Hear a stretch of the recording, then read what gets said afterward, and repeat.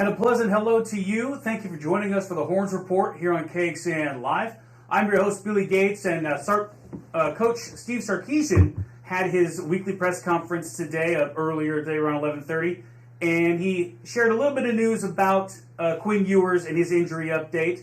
So let's just get you right to him before we bring in KXAN Sports Director Roger Wallace. So let's hear from Sark on the injury to Quinn Ewers and the update. Like I said, he started to throw a little bit last week. He threw again today.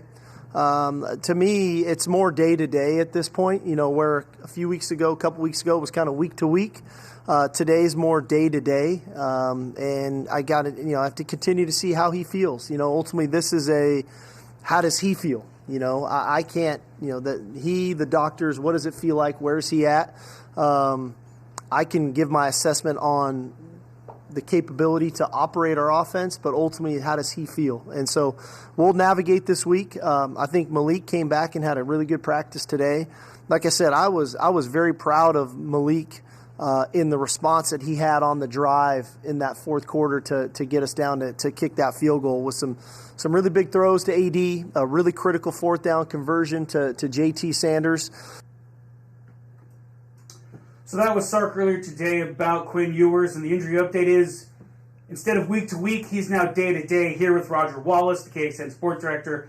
And Roger, this is sort of kind of taking the same timeline as that injury last season, where he was out about 3 weeks. That was to his non-throwing shoulder. Big kind of difference there. But then he was able to come back against Oklahoma. So, I mean, just sort of seemed like that kind of similar timeline to you? Yeah, it does. And my guess is if they didn't have to play him, they wouldn't play him against TCU. But you can't just walk into Fort Worth and assume that you're going to go ahead and win and you're going to get an extra week for your quarterback. So I think it's exactly what Sark said. If Ewers is ready to go, I think there's a good chance he plays. If there's any question, I think they wait another week. What'll be interesting to see is if they do. Remember the situation with Johnny Barron at Houston where they clearly didn't want to use him. And then all of a sudden, they're in a second-half battle, and Barron comes in and actually plays. Not sure if they would do something like that, if Quinn Ewers is kind of on the bubble, whether he can play or not. But yeah, and because, Sark said everybody's talking about the struggles with Malik Murphy, and rightfully so, but there's also what he did well. He started out hot. He had some big completions in that go-ahead drive for the field goal. But it's the interceptions that kind of stick in everyone's mind because it looked like they might run away and hide against K-State, and all of a sudden they're tied up, and looks like in the end they might lose that ball game. Yeah, and I mean you're going to get the good and the bad with a redshirt freshman quarterback who hasn't played a lot of games, and Sarkisian sort of addressed that also in his press conference. Just saying that he's still learning, and he's trying to learn. How to get hit, how to react when, that game speed, those defensive linemen, those linebackers are blitzing at him. He's trying to figure out where people are coming from. And so, it's still a learning process, and I want fans to know that Malik Murphy's going to be fine. He threw that pretty awful interception on that sort of screen pass that looked like it was going straight to K-State's Jacob Parrish, which it did. But that first interception he had, Jonte Cook falls down getting out of his break. I wouldn't exactly put that on Murphy. That's just an unfortunate kind of circumstance. But everyone wants to look at the bad, but Malik Murphy he's a good quarterback. Well, I don't think there's any question or he wouldn't be starting for the University of Texas because they've got another kid that they think is going to be really good in Arch Manning, and I don't think this. What's his name? I don't think this is Sark being stubborn. I think his only concern is what gives them the best chance to win. I think sometimes fans have a hard time to wrap their head around that concept because everybody's got their favorites, and sometimes the favorite is the unknown. And everyone's excited to see Malik, and he certainly made some flash plays. But everybody's had bad interceptions. Everybody's made mistakes. It's just when you watch over and over and over, you get to see everything as opposed to flashes or as opposed to, what they think they're going to be. So this is just kind of reality. And I think it's no surprise that Malik's had early success. It's more scripted. And then when the game flow happens, when defenses adjust, that's sometimes when the struggles come. So if he does get the start, first road start, it's going to be a primetime game. TCU, that's a loud stadium. So you're going to add some different elements than you've had the last 2 weeks. Mm-hmm.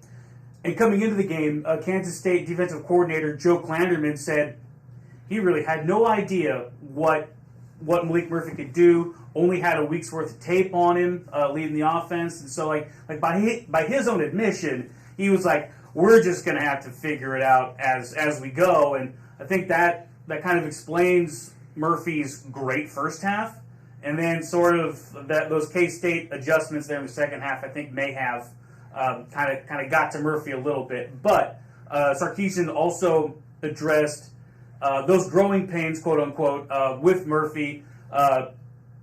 Him just trying to do a little too much, and him trying to figure out when the best play is to just throw the ball in the stands, essentially, and get rid of it. So here's a little bit of what Sark said about trying to coach Murphy into making that play where you just get rid of the ball and live another down.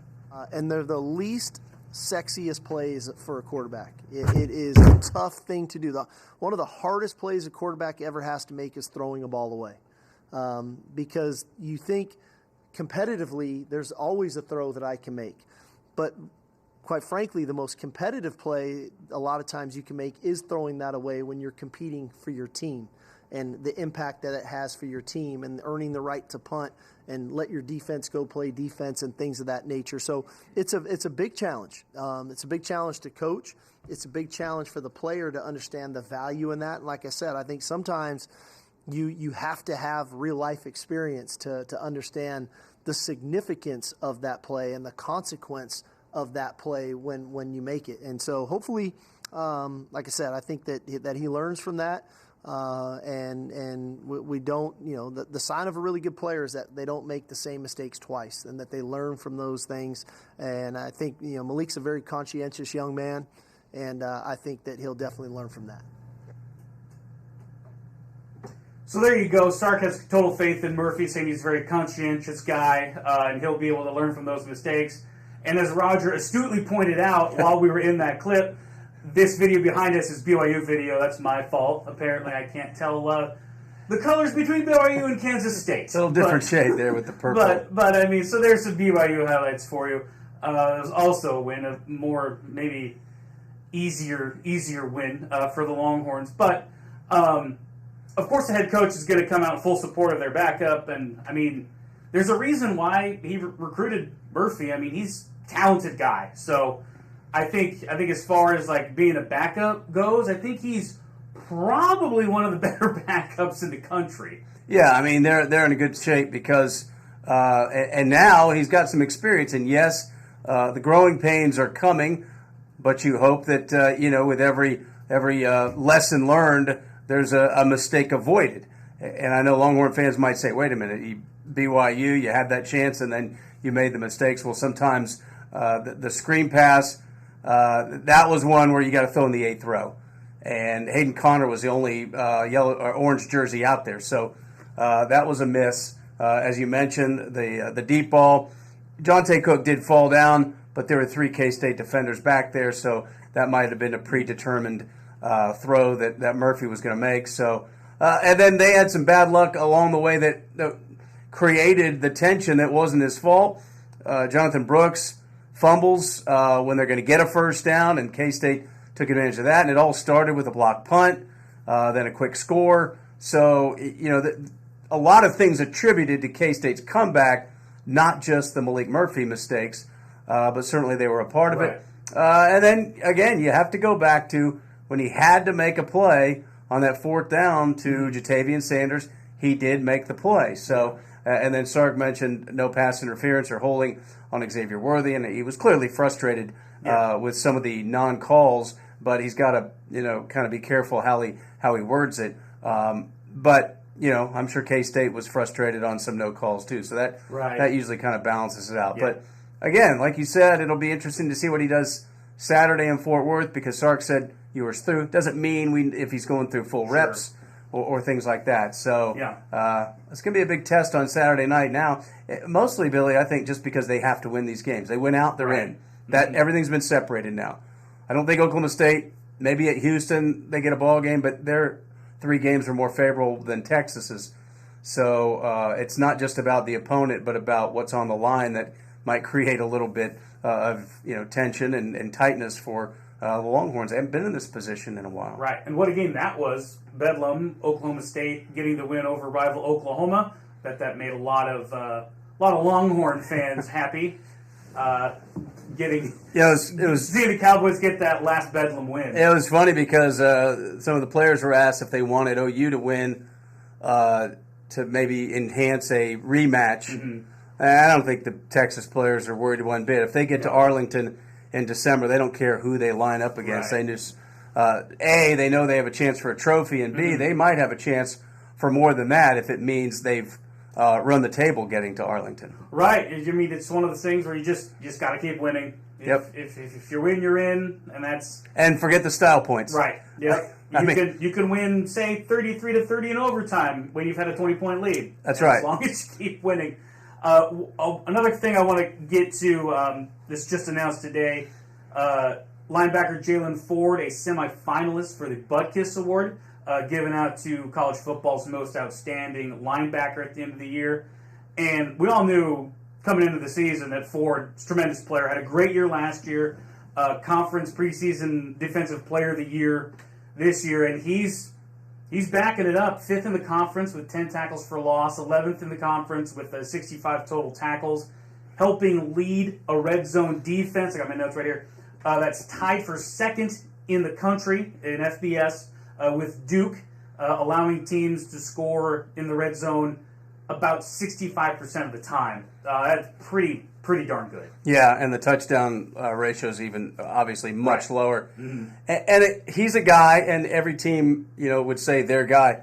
But if you watch play in and play out too, you see what he does pre-snap, and how he's the guy getting everybody into position and making those reads and slapping a lineman to move in or move out or things like that. Those are the things that don't show up in the tackles, the interceptions, the fumble recoveries. Although he is pretty amazing how he gets his hand on the ball in some capacity, whether the picks, forced fumbles, or fumble recoveries. But he's a guy I think you also have to appreciate just playing and play out all he has to kind of decode before the snap's even made. Yeah, he's kind of like that DeMarvin Overshown type player. I mean, same position. I mean, he learned a lot from him last season, and really a true kind of sideline to sideline kind of player.